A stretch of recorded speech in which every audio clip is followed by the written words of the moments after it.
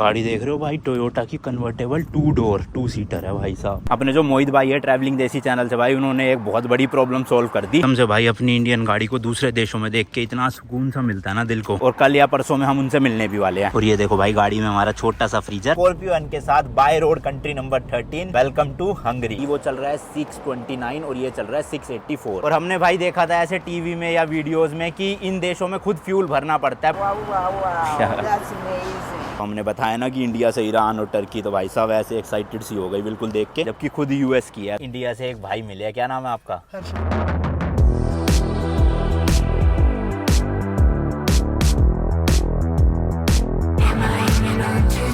भाई साहब आधी से ज़्यादा जगहों का चेकआउट सुबह 10 बजे होता है। एक तो हम आते रात को 8-9 बजे, ठीक है, फिर काम वाम करके सोते 1-2 बजे है, ऊपर से 10 बजे आ जाती है चेकआउट। फिर कम से कम 11 बजे तो होना चाहिए। मैं तो कहता हूँ 12 बजे होना चाहिए। चलो 12 तो फिर भी ठीक नहीं है, क्योंकि अगले गेस्ट के आने का टाइम हो जाता है। 11 बजे ठीक तो है, बाकी यार 11 से 12 1 घंटा होता है। कल मैंने बैग निकाला नहीं था, तो कपड़े लेने हैं भाई चेंज करने के लिए। इतना भारी बैग था, मैंने सोचा यार कुछ घंटे की तो बात है, सोना ही है अब सुबह सुबह, फिर क्या वापस से बैग पैक करो, लेकर आओ, लगाओ, उससे अच्छा पड़े रहने दो इसी में। चलो जी निकाल लिया बड़ी मुश्किलों से। जल्दी जल्दी जाके तैयार हुए भाई और फिर निकले यहाँ से। आज हमें क्योंकि स्लोवेनिया भी घूमना है। यहाँ पे जो ये सिटी है मरीबूर करके, 1-2 घंटे का ही है घूमना, फिर उसके बाद नई कंट्री निकल जाएंगे जो कि क्या है, हंगरी, और उसकी कैपिटल बुदापेस्ट। बाकी इस तरह का था कुछ भाई। ये स्टूडेंट हॉस्टल है समझ लो आप, और उसको होटल में बदल दिया।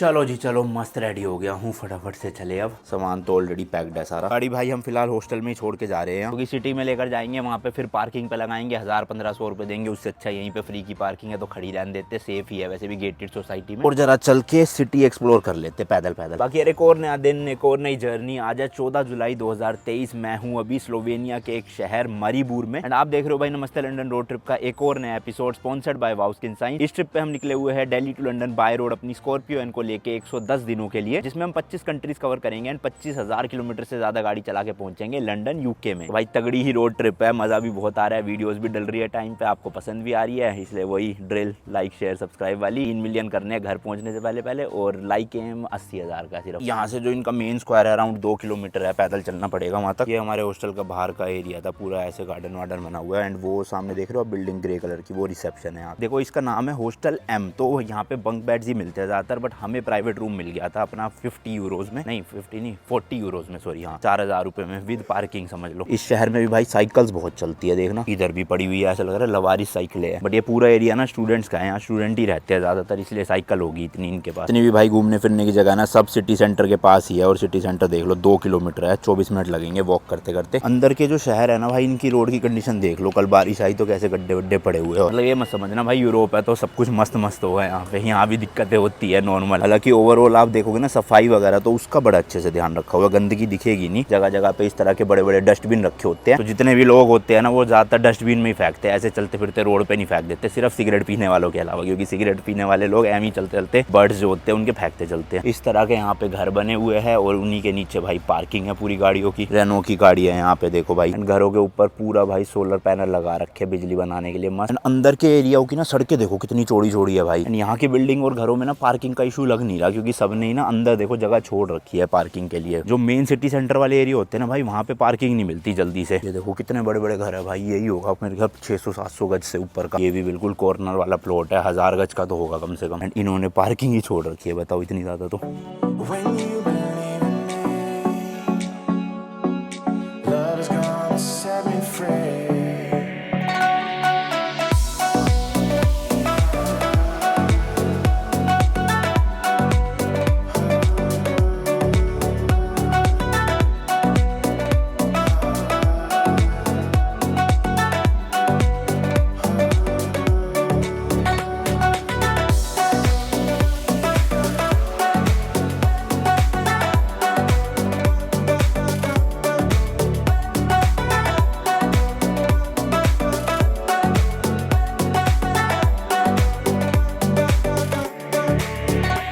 सिटी सेंटर भाई ऑलमोस्ट पहुंच ही गए। एंड यहाँ पे रोड पे अगर पार्किंग करनी है ना तो इस तरह की मशीनें लगी हुई है, अपना कॉइन डालो, पार्किंग टाइम चूज करो, प्रिंट करो टिकट और उसके बाद डन है। तो जितनी भी आप देख रहे हो यहाँ पे गाड़ी है, सब ने भाई पेड पार्किंग कर रखी है। ज्यादातर शहरों में ना दिन में होती है खाली पेड पार्किंग, लेकिन जो रात के 8-10 घंटे होते हैं ना उसमें फ्री होती है खड़ी करना। तो अभी अगर दिन में खड़ी हुई है ना तो इसका मतलब इन्होंने पे किया है, लेकिन ये रात को फ्री में कर सकते हैं खड़ा। अभी भी भाई 600 मीटर रह रहा है, बड़ा हालत खराब हो गई 2 किलोमीटर चलने में। ये देखो ऑलमोस्ट सब लोग यहाँ पे भाई साइकिल यूज करते हैं, जवान हो बुढ़े हो हर कोई साइकिल। तो ये बीच में ड्रावा करके रिवर है, इसको क्रॉस करना है हमें और यहाँ पे आ जाएगा मेन स्क्वायर। यहाँ पे थोड़ी डेवलपमेंट लग रही है भाई, वरना अंदर के एरियाओं में तो कुछ था ही नहीं, ऐसे पुराने जमाने का सब कुछ। ये है भाई वो रिवर, बट पूरा पानी ब्राउन सा हो रखा है गंदा। एंड ऊपर एक ये वाला ब्रिज है भाई, एंड नीचे एक वो वाला ब्रिज है, वो पैदल चलने वाले लोगों के लिए, ये गाड़ियों बसों के लिए भाई। ऑलमोस्ट जितने भी घर है सबकी छतें ऑरेंज कलर की है, कुछ की डल पड़ गई है बट कुछ की बिल्कुल साफ है लेकिन ऑरेंज कलर ही देख रहे हो हर जगह आप जहाँ भी नजर मार लो। एंड ये जो रेड वाली पटरी है ना भाई, रेड या पिंक, इसको भाई साइकिलिंग वालों के लिए बना रखा है, तो इस पे ही साइकिल चल रही है और लोगों के चलने के लिए ये वाली जगह है। एंड थोड़ा सा राइट साइड में है सिटी का पार्ट, थोड़ा सा भाई इधर लेफ्ट साइड में। यहाँ भी देखो लोगों ने अपने पर्सनल खरीद रखे इलेक्ट्रिक स्कूटर, रेंट पे पता नहीं मिलते हैं या नहीं मिलते हैं। यहीं पे सिटी सेंटर पे ही ना कुछ खाने पीने का देख लेंगे भाई, अपना पिज्जा वगैरह मिल जाए कुछ अच्छा सा। और घरों की छतें ना वही टाइल वाली स्टाइल में है, ताकि बर्फ पड़े या पानी पड़े तो ऐसे रुके ना, नीचे ढलान में बहता जाए। और ये जो पाइप है ये भाई रेन वाटर हार्वेस्टिंग के लिए है, पूरा पानी इकट्ठा हो जाता होगा जाके। एक्चुअल में काफी पुरानी कंस्ट्रक्शन लग रही है, मतलब ऐसे मॉडर्न सिटी नहीं फील हो रही है बिल्कुल भी। हालांकि इस देश की जो कैपिटल है ऑब्वियसली वो शायद से अच्छे से डेवलप्ड होगी, क्योंकि ये सेकंड लार्जेस्ट सिटी है और यहाँ टूरिस्ट भी कम आते हैं, तो थोड़ी सी ओल्ड टाउन की यहाँ पे ना आपको वाइब्स आएगी। बट अच्छा लग रहा है मुझे तो, मतलब फील हो रहा है कि हाँ किसी दूसरे देश आए हुए हैं। एंड लो जी भाई फाइनली पहुंच गए हम यहाँ के मेन स्क्वायर या फिर सिटी सेंटर में। शुक्र है भाई यहाँ पे बैठने के बने हुए हैं, थोड़ी देर बैठता हूँ, रेस्ट करता हूँ, फिर आपको दिखाऊंगा। स्लोवेनिया ना यूरोप की one of the smallest country है और पूरे वर्ल्ड की बात करें तो भाई 155 नंबर पे आती है लैंड एरिया वाइज, क्योंकि स्लोवेनिया का टोटल एरिया केवल और केवल 20,273 किलोमीटर स्क्वायर का है। पॉपुलेशन की बात करें तो भाई अराउंड 21 लाख लोग रहते हैं पूरी कंट्री में। और जिस सिटी में अभी हम है मारीबूर, इसकी पॉपुलेशन केवल और केवल भाई 94,000 लोगों की है, जबकि ये पूरे कंट्री की सेकंड लार्जेस्ट सिटी है। बाकी इनकी कैपिटल लजूब्लांजा है, जिसकी टोटल पॉपुलेशन 2.8 लाख की है। लैंग्वेज में ज्यादातर लोग यहाँ पे इंग्लिश बोल लेते हैं एंड सेकंड लैंग्वेज स्लोवेनियन है। रिलीजन की बात करें तो इस देश में भाई मोस्टली लोग जो है वो कैथोलिक्स है एंड छोटा परसेंट जो है वो मुस्लिम, ज्यूइश और एथिस्ट भी है। तो इसी रीजन की वजह से आपको यहाँ पे काफी सारे चर्चेस देखने को मिल जाएंगे। स्लोवेनिया के लोग ना भाई बचपन से ही एडवेंचरस होते हैं काफी ज्यादा, क्योंकि भाई माउंट एवरेस्ट पे चढ़ने वाले फर्स्ट मैरिड कपल भी स्लोवेनिया से ही थे। आने का ही देख रहा था भाई मैं, इतने में ये बर्गर दिख गया मेरे को, बर्गर या बुर्गिर जो भी आप कह लो, और इसमें सिंबल देख के पता चली गया होगा भाई मैकडोनल्ड्स का है ये। हाँ तो मुझे आसपास कहीं पे भी नहीं दिख रहा मैकडोनल्ड्स, कुछ और ही है ये तो। सामने की तरफ हालांकि काफी सारे कैफेज है जहाँ पे पास्ता पिज्जा ये सब कुछ मिल जाएगा। एक वो रहा देखो कॉफी शॉप, बट सही में भाई पास्ता पिज्जा इतना खा लिया ना इस ट्रिप में, अब खाने का मन नहीं कर रहा, तो मैकडोनल्ड्स ही ढूंढ ले। ओ भाई साहब मैकडोनल्ड्स भी भाई 900 मीटर है, वही ब्रिज क्रॉस करके दूसरी तरफ जाना पड़ेगा। यहाँ पे भाई साहब बहुत सारी साइकिलें खड़ी हुई दिख रही है, तो शायद से इनकी भी कोई ऐप होगी और हम रेंट पे कर सकते हैं। अगर तो हो गई रेंट तो फिर मजा आ जाएगा भाई, पूरी सिटी मस्त साइकिल में घूमेंगे, और वो भी शायद से इलेक्ट्रिक है। हाँ ये लिखा हुआ है ना भाई MBAJK, शायद से ऐप है इनकी है। एक ये मशीन सी लग तो रही है भाई, यहाँ पे क्या चीज है पता नहीं, इंग्लिश है नहीं कि हाँ है शायद ये इंग्लिश, चलो बढ़िया। हाँ use the service subscriber number, log in, hold your card और ticket in front of the reader और enter your subscriber number. Card से हो जाएगा शायद, देखो मिलेगा क्या पता, ट्राई करके देखते हैं। हाँ देखो होने लग गया ना। हाँ अब फोन नंबर मांग रहा है, बस इंडिया का ऑप्शन आ जाए, आ ही रहा है। लो भाई इंडिया का मिल गया, नंबर डाल देता हूँ अपना। ओके तो भाई इनकी ऐप मिल गई है, इसमें 2 सब्सक्रिप्शन है, एक ईयरली और एक वीकली। ईयरली तो हमारे मतलब का नहीं है, बट वीकली हम ले सकते हैं सिर्फ 1 यूरो का, यानी कि 100 रुपए का भाई, जिसमें अनलिमिटेड राइड है। कार्ड ऐड ही नहीं हो रहा, मैंने अपने 2 कार्ड ट्राई कर लिए, फिर भाई से इंडिया में फोन किया, उसके क्रेडिट कार्ड मंगवाए इंटरनेशनल, वो भी काम नहीं कर रहे, तो कुछ ना कुछ तो दिक्कत है ऐप की, या तो फिर इंडिया का कार्ड नहीं चल रहा कोई। साइकिल वालों के लिए ना जगह जगह पे ऐसे स्टैंड बना रखे हैं, जिसको अपनी पर्सनल साइकिल यहाँ पे लॉक करके जानी हो, ऐसा ताला लगा के चले जाओ अपना। सही है भाई, इन वाले देशों में ना साइकिलिंग को और पैदल चलने को ज्यादा भाव देते हैं, गाड़ी और स्कूटर वगैरह इतना ज्यादा ना इंपॉर्टेंस नहीं देते। इसी रोड पे भाई मारीबूर कैथेड्रल है और वहीं पे ही बेल टावर है, तो वहाँ जा रहे हैं पहले। तो भाई लोग बेल टावर आ गया है और ऊपर जाना रास्ता है शायद से। हाँ है भाई बंदा वो। ये टावर ना भाई 1325 में बनाया गया था, और उसके कुछ टाइम बाद ना यहाँ पे अर्थक्वेक और आग लगने की वजह से इस पूरे बेल टावर को रीडिजाइन किया गया, जिसमें एक बालकनी और एक अपार्टमेंट भी है, जहाँ पे भाई उस टाइम का सिटी गार्ड रहा करता था। उस सिटी गार्ड की ना ये ड्यूटी होती थी वहाँ पे पूरी निगरानी रखे कि कोई आग वाग तो नहीं लगी, और अगर आग लगती है तो फायर ब्रिगेड को इन्फॉर्म करे। और ये सर्विस ना 1933 तक होती थी। और ये देखो मैं पार्किंग का कह रहा था ना, सुबह 8 बजे से शाम के 5 बजे तक जो है वो पेड है,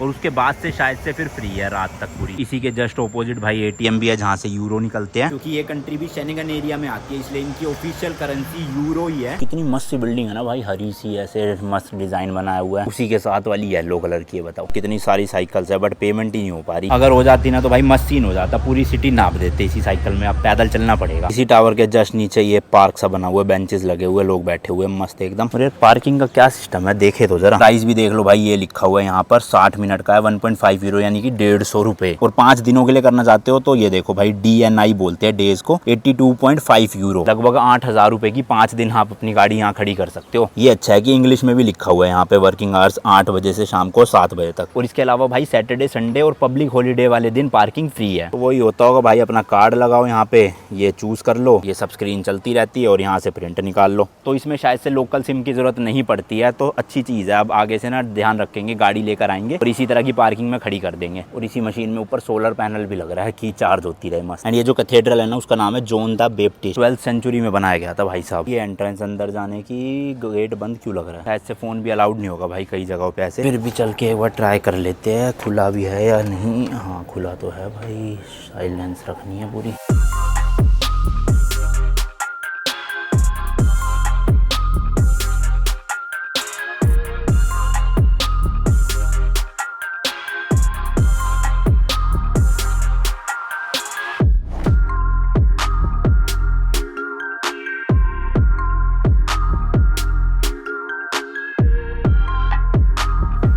भाई साहब खुद ही खुल गया गेट। ये तो मैंने तो जाते वक्त तो हाथ से खोला था अपने। अंदर भाई बिल्कुल पिन ड्रॉप साइलेंस थी, इसलिए बोल नहीं सकते थे, तो थोड़ा बहुत म्यूजिक लगा के सिनेमैटिक दिखा दिए बस। कैथेड्रल के सामने भाई ये स्ट्रीट है पूरी, यहाँ पे कैफे वैफे काफी सारे हैं, बट हम तो मैकडोनल्ड्स ही जा रहे हैं भाई उधर वापस ब्रिज क्रॉस करके, क्योंकि वहाँ से अपना हॉस्टल भी पास पड़ेगा। फिर A few minutes later finally भाई मिल गया है मैकडोनल्ड्स, वो लग रहा हुआ बोर्ड। एक मॉल है यहाँ का, ये इसी में है, काफी बड़ा मॉल है भाई, शायद से यूरो पार्क करके नाम होगा, कह नहीं सकते कंफर्म। तो इसके अंदर जाना है। खाने से ज्यादा तो भाई प्यास लग रही है, अब गला बिल्कुल सूख चुका है। मस्त ठंडी ठंडी कोल्ड ड्रिंक पी के ओए। और मॉल भी भाई सिटी के बिल्कुल बाहर की साइड में है। बताओ 2.5 किलोमीटर पैदल। अब यहाँ से होटल भी अपना 3 किलोमीटर है, पैदल जाना पड़ेगा। मर जाऊंगा आज तो मैं, लग रहा है। ये एंट्रेंस है, अंदर चल के देखते हैं कौन सी फ्लोर पे। होना तो ग्राउंड पे ही चाहिए वैसे, जिस हिसाब से बोर्ड लग रहा है। सूटकेसेस वगैरह यहाँ पे भी मिल रहे हैं काफी, बट वही भाई महंगे ही होंगे, जैसे बोस्निया में इतना महंगा मिला था। मॉल तो खैर कुछ डिफरेंट नहीं है, वही सेम है, इंडिया में भी ऐसी मॉल होते हैं। लो भाई ये रहा मैकडोनल्ड्स, स्क्रीन लगी हुई है, यहीं से ऑर्डर कर लेंगे। वेज है या नहीं है पता चल जाएगा इसी में से। तो वेज का भाई पूरा एक सेक्शन है यहाँ पे वेजी करके, ये सारी चीजें वेजिटेरियन ही है। लो भाई लो, मील आ गई है, एक बर्गर साथ में फ्रेंच फ्राइज और एक कोक मिल गई। कोम्बो जो है ये मेरे को पड़ा 6.5 यूरो यानी 650 रुपए का। इंडिया में यही 250-300 रुपए का मिल जाता है, बट ठीक है भाई वेजिटेरियन मिल गया यहाँ पे, सही है। और भाई ये जो स्लोवेनिया कंट्री है ना, ये अपनी ओल्डेस्ट वाइन के लिए भी फेमस है। वहाँ नीचे कहीं से था पर बंद पड़ा हुआ था, फैक्ट्री है वहाँ पे, प्रोडक्शन होती है आज भी, इतने साल बाद भी। बट कोई नहीं भाई, जा नहीं पाए, ऐसी होता है हमारे साथ आधी जगहों पे। हमारे यूरोप के वीजा को लेकर ना थोड़ी सी कंफ्यूजन चल रही है हमारे दिमाग में। चल हमें ना 30 दिन का यूरोप या शेंगन वीजा मिला था, जिसका मतलब ये होता है कि 30 दिन हम शेंगन एरिया में रह सकते हैं, जो कंट्री शेंगन रीजन में आती है। तो हमने क्या किया था, 1 जुलाई को ना ग्रीस एंटर किया था, बट उसी दिन हम ग्रीस से एग्जिट करके नॉन शेंगन कंट्री एंटर कर गए थे, बल्गेरिया में। तो हम तो ये सोच के चल रहे थे कि भाई अब ग्रीस में जिस दिन एंटर किया उसी दिन एग्जिट कर दिया, तो हमारे 30 दिन में से ना एक ही दिन वेस्ट होगा। बाकी 29 दिन जब चालू होंगे, जब हम वापस से किसी शेंगन कंट्री में एंटर करेंगे, जैसे कि हमने कल क्रोशिया में किया। बट फिर 1-2 लोगों से बात हो रही थी, उन्होंने भाई डरा दिया हमें कि ऐसा नहीं होता, तुमने जब वीजा एंटर किया ना शेंगन में, तब से ही तुम्हारे दिन काउंट होना चालू हो गए हैं, और अभी तुम्हारे मतलब ऑलरेडी 12-13 दिन निकल चुके हैं जो हमने नॉन शेंगन कंट्री में निकाले हैं। तो ये सुन के तो भाई हमारी फट गई कि ऐसा हो गया, तो भैया फिर तो अगले 15-16 दिन में हमें एग्जिट मारना पड़ेगा यूरोप से। जिस हिसाब से हम 29 दिन सोच रहे थे वो तो हो ही नहीं पाएगा। बट अपने जो मोहित भाई है ट्रैवलिंग देसी यूट्यूब चैनल से, उनसे मेरी बात हुई, वो भी भाई यूरोप ही आ रहे हैं और यहाँ पे आके बाइक रेंट पे लेके घूमने वाले, और हमसे भी मिलने वाले हैं शायद से ऑस्ट्रिया में। तो मैंने उनसे कल कहा था कि आप ना जब आओगे एयरपोर्ट पे तो वहाँ पे ऑफिसर से पूछ लेना कंफर्म करने के लिए ये चीज। तो उन्होंने कहा था ठीक है मैं पूछ दूंगा, और अभी भाई उनका वॉइस नोट आया है व्हाट्सएप पे, सुनो। अनुल भाई मैं पहुंच गया जर्मनी, बर्लिन आ गया हूँ, और कोशिश पूरी है कि आपको वियना में पकड़ लूँ, वर्स्ट के सिनेरियो प्राग में पकड़ लूंगा।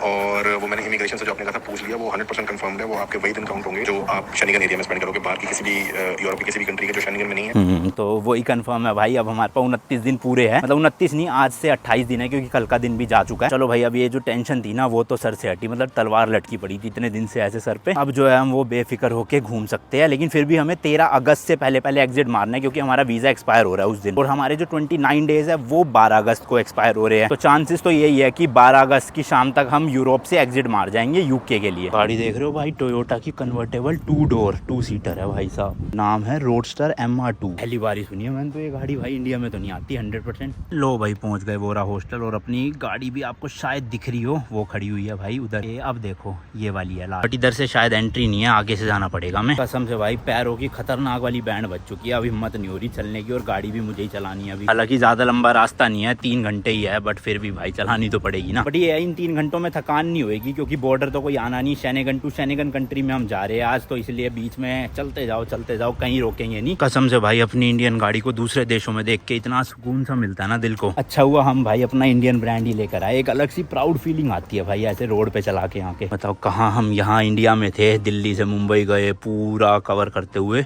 ओ भाई साहब यहाँ आ चुके हैं। अब तो कितना ही बचा हुआ है भाई रास्ता, बट बैंड बज गई चल चल के। इंडिया में 2.5 किलोमीटर चलना होता ना, मैं जिंदगी में नहीं चलता भाई, कुछ ना कुछ ऑप्शन देख लेता, गाड़ी स्कूटर बस मेट्रो। बट यहाँ भाई ट्रैवलिंग में मेरे साथ सही होता है, मैं चल पाता हूँ, पता है आलस नहीं दिखाता मैं ट्रैवलिंग करते टाइम, अपना जितना मर्जी चला लो घुमा लो। पर इंडिया में बड़ा आलस आता था। AC चलाए, बहुत गर्मी हो रही है क्योंकि भाई गाड़ी भी आग की तरह तप रही है। और ये देखो भाई गाड़ी में हमारा छोटा सा फ्रीजर, ऑब्वियसली फ्रीजर है नहीं, हमने जुगाड़ बनाया हुआ, बट भाई मस्त ठंडी हो जाती है बोतलें। हम तो खैर पानी ही रखते हैं, बाकी जिसको और कुछ भी रखना हो रख सकते हैं यहाँ ठंडा करने के लिए। तो वो जो हमने फ्रीजर लिया था ना बिमरा 4x4 से, वो लाने तो दिया नहीं शिपिंग वालों ने, बट उसके बिना भी काम चल रहा है सही। पहले तो ये जो सामान निकाला था बैग में से सब डालूं। अभी का ये जो सफर होने वाला है ना भाई, मरीबूर से बुदापेस्ट, जो कि हंगरी की कैपिटल है, अराउंड 343 किलोमीटर है एंड 3.5 घंटे दिखा रहा है। तो मतलब कि प्रॉपर हाईवे होंगे, वरना तो इतने दिन से भाई पहाड़ी रास्तों में चलते जा रहे थे हम।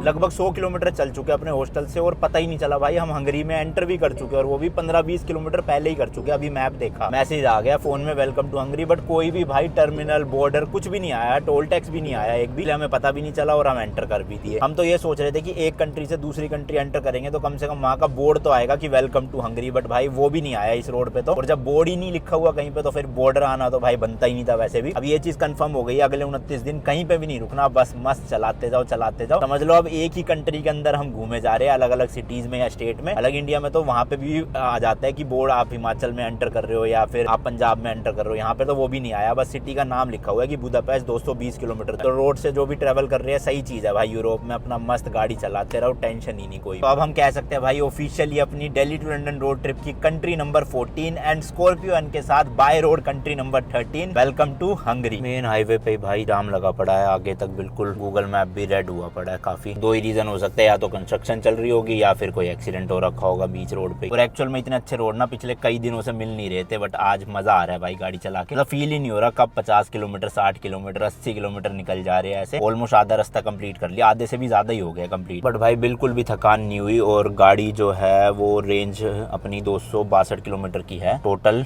10.6 की एवरेज दे रही है भाई साहब, गजब ही लेवल की। वही अगर ईरान और टर्की में भी हम ऐसे ही 100 110 120 पे चलाते ना तो अच्छी एवरेज मेंटेन हो जाती, बट वहाँ पे हम 125 130 तक चला रहे थे, और यहाँ पे चलान होने के डर से 110 115 ही चला रहे, तो इसलिए भाई साहब 10.6 की एवरेज मेंटेन हो गई मस्त। हाँ तो वही उधर वाली रोड की कंस्ट्रक्शन चल रही है, इसलिए इन्होंने डाइवर्ट कर दिया दूसरी तरफ ट्रैफिक, बट बीच में ये अच्छा है भाई, छोटे छोटे से लगा रखे हैं ताकि एक्सीडेंट का डर ना रहे और ओवरटेक भी ना करे कोई। तो आराम से अब इसी में 60 70 80 ऐसी स्पीड मेंटेन होगी। और भाई यूरोप में हमने 2050 प्लस 300 यानी कि 2300 किलोमीटर गाड़ी चला ली है। ट्रिप भी हमारी पूरी घर से, मतलब मैं गुड़गांव से जब निकला था वहां से है 9724। गुड़गांव भी नहीं, एक्चुअल में ये इंडिया गेट से है। जब हमने फ्लैग वेव किया था ना वहाँ पे, तो वहाँ मैंने ये ट्रिप भी रीसेट करी थी। तो 10,000 किलोमीटर अपने पूरे होने वाले हैं भाई इस ट्रिप के। गाड़ी के देखोगे तो ऑलमोस्ट 12,600 किलोमीटर होने वाले। तो बस भाई 1-1,500 किलोमीटर और चला सकते हैं, उसके बाद सर्विस करवानी पड़ेगी। रिमाइंडर तो मैंने हटा दिया था, वो आपको दिखाया था वीडियो में, बट रिमाइंडर से मतलब नहीं है ना भाई, सर्विस तो करवानी पड़ेगी, वरना इंजन में फर्क पड़ेगा। और जो चीजें चेंज होनी है, एयर फिल्टर वगैरह, वो भी करवानी पड़ेगी। लेकर आए हुए हम सब कुछ। काफी लोग पूछ रहे थे कि दूसरे देश में जाके महिंद्रा की सर्विस सेंटर कहाँ ढूंढोगे। देखो सर्विस सेंटर तो कहीं नहीं मिलेगा महिंद्रा का। अब यही है कि जिस भी कंट्री में करवानी है सर्विस, वहाँ के लोकल मैकेनिक को पकड़ना पड़ेगा। और जितने भी स्पेयर पार्ट्स है वो सब कुछ हम इंडिया से लेकर आए हैं। Air filter, engine oil, brake pad भी ले आए। अगर घिसे होंगे तो करवा लेंगे, वैसे घिसने तो नहीं चाहिए 10,000 किलोमीटर में, जिस हिसाब से रोड्स है यहाँ। सारे पार्ट्स उनको हम देंगे मस्त, और वो जो है हमारी सर्विस कर देंगे। तो इसलिए सर्विस की तो इतनी टेंशन नहीं है। बट ये है कि हमारे 3-4 घंटे वेस्ट हो जाएंगे, और हो सकता है ज्यादा भी घंटे वेस्ट हो जाए। तो किसी एक कंट्री में जहाँ पे 2-3 दिन होंगे, जैसे जर्मनी में है हमारे पास, तो वहाँ पे हम ये करवा सकते हैं काम।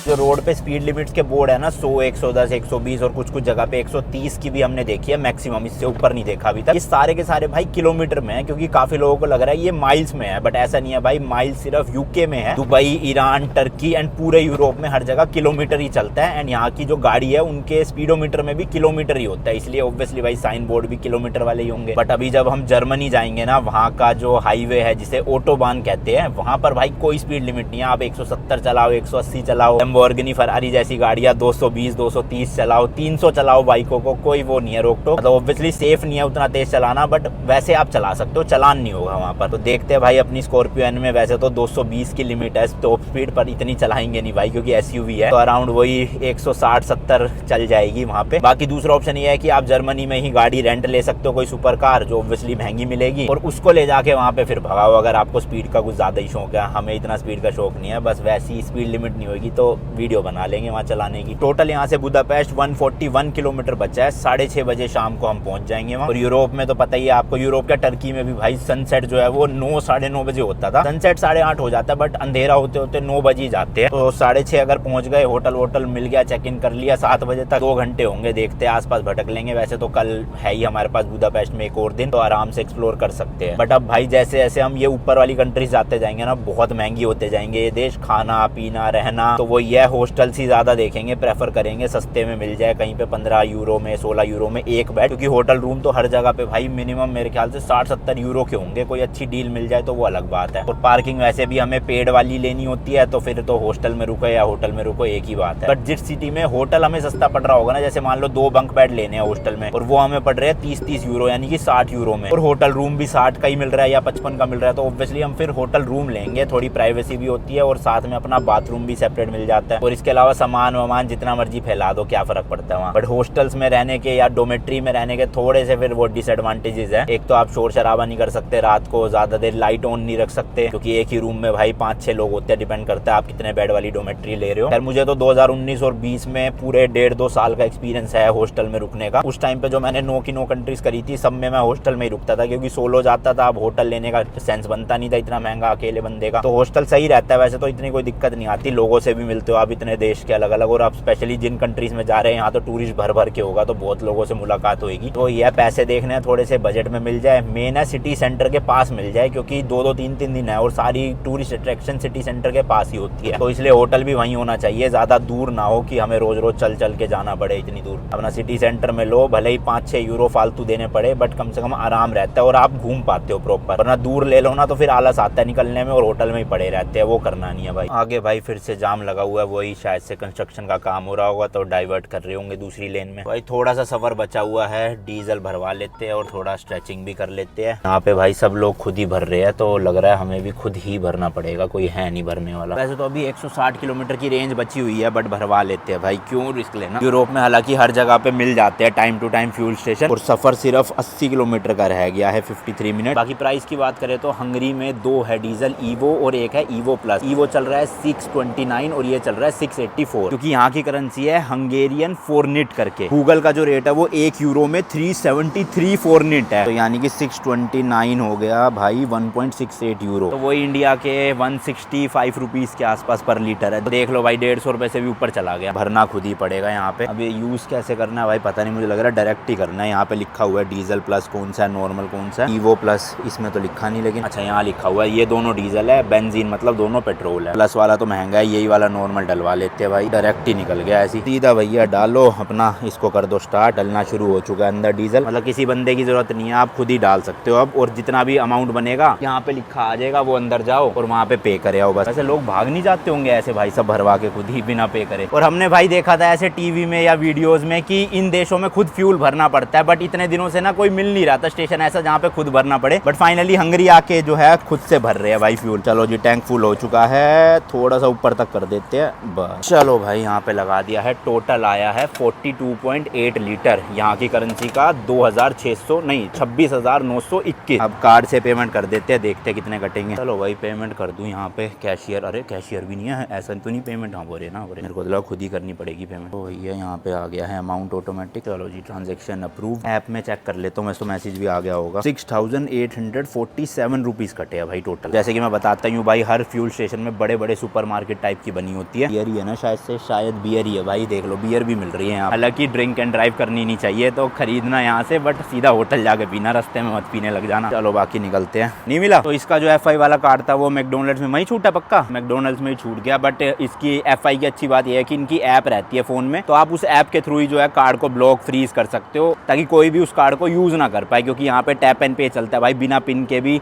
पेमेंट आप कर सकते हो। वो डिपेंड करता है लिमिट कितनी आपने सेट कर रखी है, बट है वो खतरनाक चीज ही, क्योंकि जिसके पास पिन नहीं भी हो ना वो भी सीधा टैप करेगा और आपके पैसे गए अकाउंट से। तो खोते ही सीधा आप या तो कॉल कर दो अपने बैंक को कि भैया फ्रीज कर दो हमारा कार्ड, या फिर ऐप है तो ऐप से बंद कर दो। बाकी गाड़ी यहाँ खड़ी कर दी है साइड में, थोड़ी देर स्ट्रेचिंग कर ले भाई साहब। लगातार चला ली गाड़ी, अब तो बचा ही कितना है, आराम से 40-50 मिनट में पहुंच जाएंगे। भाई साहब यहाँ पे वॉशरूम यूज करना है, उसके लिए भी पे करना पड़ेगा कार्ड से या यूरो से। 1 यूरो है फीस, देख रहे हो 1 यूरो 100 रुपए बताओ वॉशरूम जाने के लिए खाली। और यहीं पे ये मशीन लगी हुई है भाई, मैं ऐसी बस चलते चलते देख रहा था क्या है, इंग्लिश सेलेक्ट किया मैंने, नेक्स्ट किया यहाँ पे आ रहा है रोड प्लानिंग और OBU रजिस्ट्रेशन। तो ये OBU रजिस्ट्रेशन क्या है भाई, कहीं हमें भी तो नहीं करवानी अपनी गाड़ी के लिए। तो IND मैंने डाल तो दिया है और अपनी गाड़ी का नंबर डाल देते हैं भाई, बट भाई ये ले नहीं रहा नंबर। हाँ ले लिया। अब ये मांग रहा है OBU ID OBU पिन, ये तो हमारे पास है ही नहीं भाई। SUV Indian brand Mahindra. Okay, but it's a normal car. No? Normal car, yes. B1. Yes. Okay, then you don't have to buy this. You This only is need- for trucks or buses, bigger It's car. only for trucks. Yes. Okay. You have to pay for the highways, Okay. and you can buy that. Okay. For trucks, We can give you 1 week, 1 month, or 1 we year. are actually only for Hungary only, right? We are for in Hungary we are only 2 days. Okay, then you have to buy the weekly one. Buy you have vignette? to buy the vignette for 1 week. For 1 week. Okay. Yeah, we don't have any smaller. You have vignette for 1 week? Yes, but at the counter. Yes, हाँ। counter. तो काफ़ी ना subscriber भी comment कर रहे थे कि जैसे हमारे बल्गेरिया में या सर्बिया में चालान कट गया था ना भाई कि रजिस्ट्रेशन नहीं थी, तो यहाँ पे हमें रजिस्ट्रेशन लेनी पड़ेगी जिसे कहते हैं विनियट। तो ये विनियट दे रहे हैं 1 हफ्ते का, कितने का है वो देख लेते हैं। This is for Hungary only, right? It's for highways only and Hungary only. Yes. हाँ, हाईवे में चलाने के लिए होता है और खाली हंगरी के लिए। And if we want to buy for whole Europe then I don't know about that. Okay, तो हंगरी के लिए तो ले ही लेते हैं भाई। अभी प्राइस देखे पहले कितना फिर डिस्कस करूँ। How much for 1 week? 5,500 forint यहाँ की currency. And how much in euros? 17. 17 right, 17 euros, around 1700 रुपये हो गए भाई 2 दिन के। तो एक बार ये मेरे को किसी से कंफर्म करना पड़ेगा, मोहित भाई से पूछता हूँ, क्या पता उनको पता हो। Let me confirm with my friend, okay then thank you so much for the information. काफी इन्फॉर्मेशन दे दी भाई इन्होंने, बट ये तो बहुत महंगा है भाई, 2 दिन के लिए 1700 रुपये खर्चना, और लेंगे नहीं तो फिर चालान कटेगा।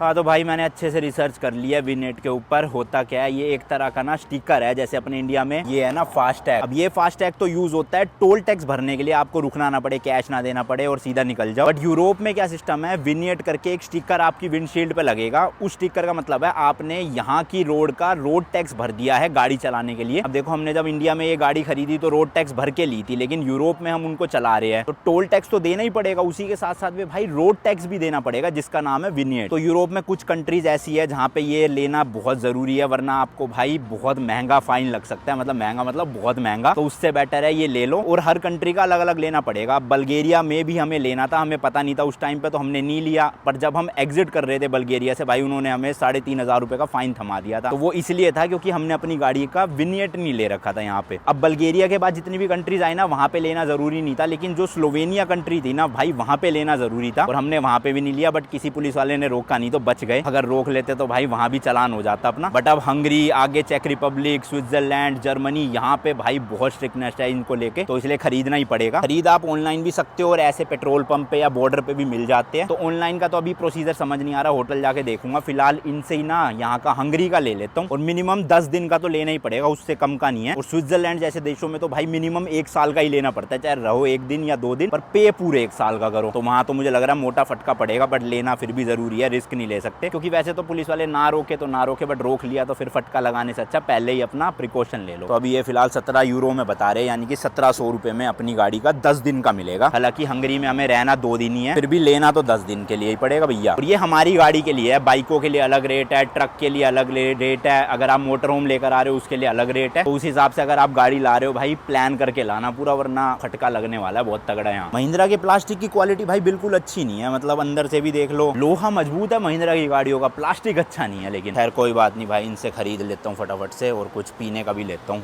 बियर नहीं वैसे नॉर्मल ड्रिंक। अरे वाह, क्वालिटी वॉल्स है जिसका नाम है अलगीदा, देख लो लोगो सेम है, बस नाम बदल दिया। काफी सारी है, मैग्नम वगैरह कोई एक ले लूंगा, लेकिन सबसे पहले विनेट लेना है, वो जरूरी है भाई। ये सही है, आधी चीजें ना फ्यूल स्टेशन पे मिल जाती है, कहीं भटकने की जरूरत ही नहीं। खाने का भी ले लेता हूँ यार, भूख लग रही है। वेजिटेरियन नहीं है तो चिकन है, चिकन भी नहीं है, पता नहीं क्या है, कुछ वेज नहीं दिख रहा मुझे। हाँ हेलो, यस विनेट। First, when did you come on the highway? Today But when? Around I guess 3 o'clock. Okay, then it's already not good because you only have 1 hour to purchase.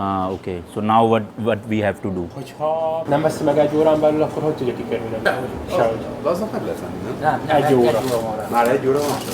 If you buy it within 1 hour, then you don't get fined, but Okay. you are deposit not.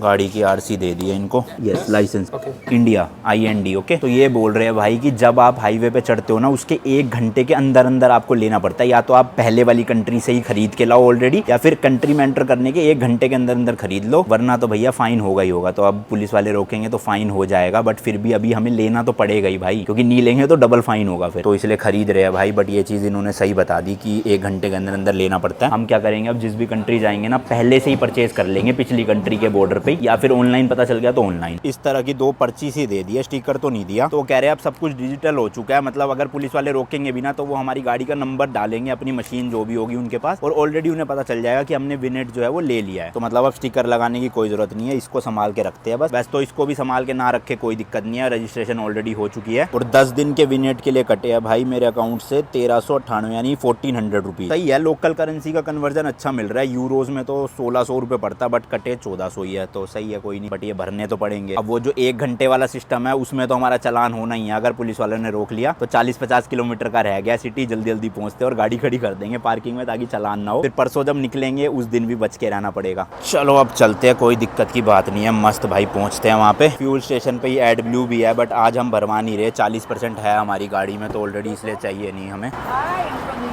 US. हाँ okay, But we just made a trip. So are you coming?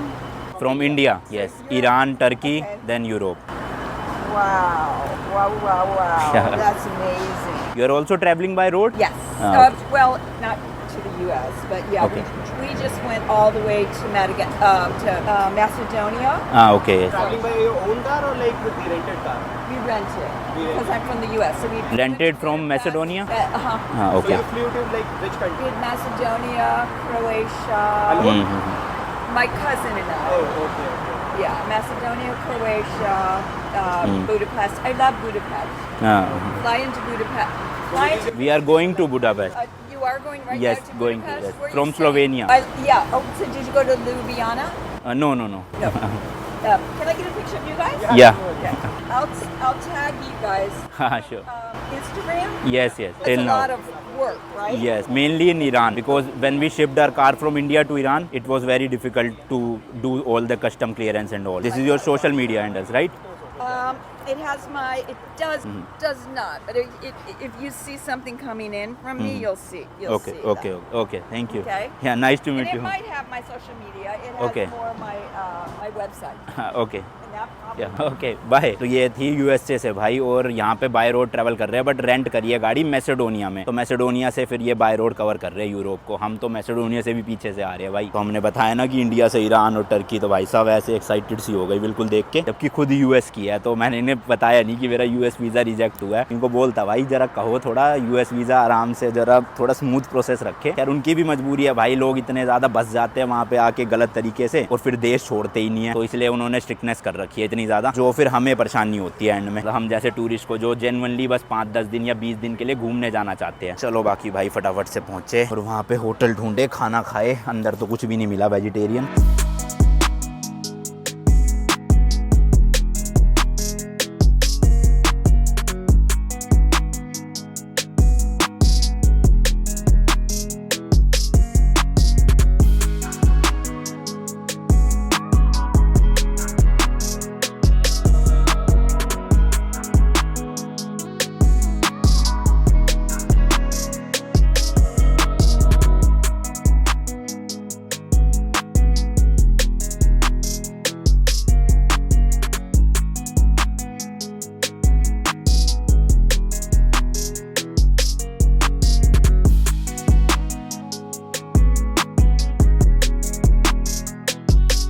तो भाई city जो है वो शुरू होने वाली है। यहाँ से जो मेन सेंटर है 8-9 किलोमीटर दूर रह गया है सिर्फ। और भाई इससे जो पिछली कंट्रीज थी ना, वहाँ पे हाईवे पे इतनी ज़्यादा पुलिस नहीं दिखाई देती थी, बट इन वाली कंट्रीज में अब घुसते ही ऐसे पेट्रोलिंग वाले पुलिस ऑफिसर्स काफ़ी सारे थे, बाइकों में, गाड़ियों में। वो ये अब स्पीड लिमिट का भी ध्यान अच्छे से रखना पड़ेगा, वैसे तो रख ही रहे थे खैर। और ये जो लोकल डॉक्यूमेंट जो भी चाहिए यहाँ के, वो सब भी भाई अप टू डेट रखने पड़ेंगे, वरना मोटा फटका पड़ेगा फिर यूरोज में ही सीधा। लो भाई फाइनली एग्जिट हो रही है हाईवे से, और हम जा रहे हैं अब सिटी के अंदर।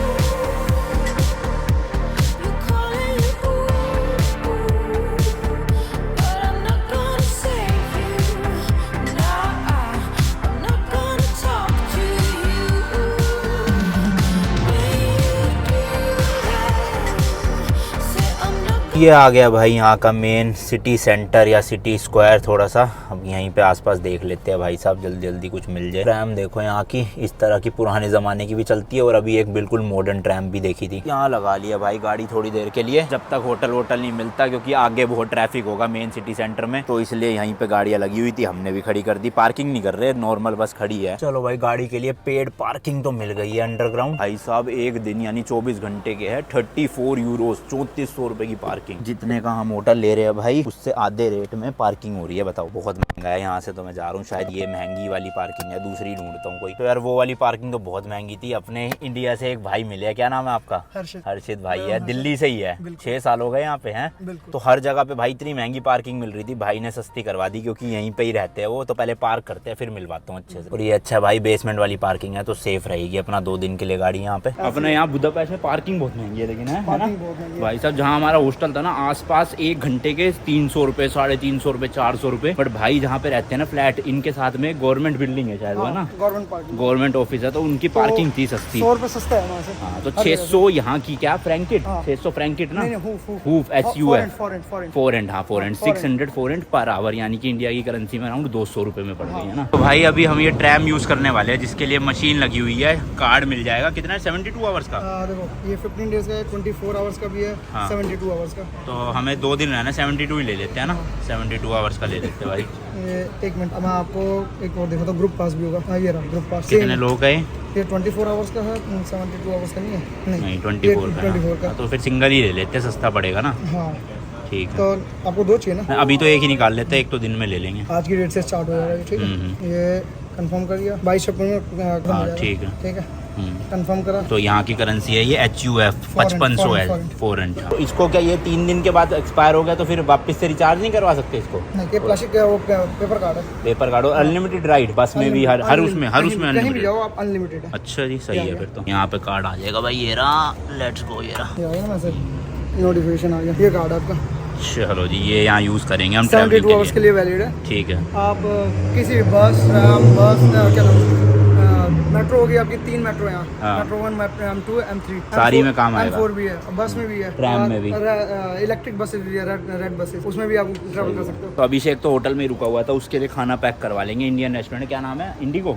इंडिगो करके है भाई। बाकी तो सब बंद हो चुका है, 10:30 बज रहे हैं, बस वही एक खुला हुआ है। 11 बजे तक खुला, वो भी 11 बजे तक खुला। भाई पैक करवा लेते हैं वरना हालत खराब हो जाएगी खाने के बिना। तो चलो भाई, ट्रैम आ गई है। ये तो बड़ी पुराने जमाने वाली ट्रैम है, वैसे लेटेस्ट वाली भी चलती है ना यहाँ, है ना? अलग-अलग ये सारी, ये सिटीज के लिए ना, तो कैसे बटन दबाया और ये कहाँ लगाना है? ये आपके पास रहेगा, बस करते हैं। अच्छा, मतलब चेकिंग हुई तो काम आएगा ना, वैसे नहीं कोई भी। स्कैन करते दर्शन हो गया। बाकी ऐसी सी है कुछ भाई, पुराने ज़माने की सीट्स भी लगी हुई है और खड़े होके भी जा सकते हो। Comfortable tram. कितने स्टेशन जाना है हमें? 2 स्टेशन। सोरिया लो भाई, आ भी गया स्टेशन, 2 स्टेशन थे बस। ये पूरा दियाक फ्रांस है आज, बहुत क्या नाम है? क्या? दियाक फ्रांस थे। दियाक फ्रांस थे। हाँ। अच्छा, स्क्वायर है भाई यहाँ का ये। हाँ, ये लिखा हुआ। वैसे तो कल दिन में अच्छे से दिखाएंगे भाई, अभी रात को तो क्या ही दिखेगा। किधर जाना है हमें? वो है भाई सामने इंडिगो एक्सप्रेस करके इंडियन रेस्टोरेंट। तो भाई फाइनली इंडियन रेस्टोरेंट तो मिल गया। यहाँ पे पाव भाजी मिली है अपने को, परांठे और साथ में ग्रेवी वाली सब्जी। बढ़िया है, खाना तो बढ़िया है। ये बहुत छोटा डेमो है। नहीं बट टेस्ट अच्छा है, टेस्ट। और बाहर देखो भाई, पूरी चहल पहल हो रखी है। इंडियंस काफी दिख रहे हैं भाई, सब टूरिस्ट इंडियंस रह रहे हैं यहाँ पे। और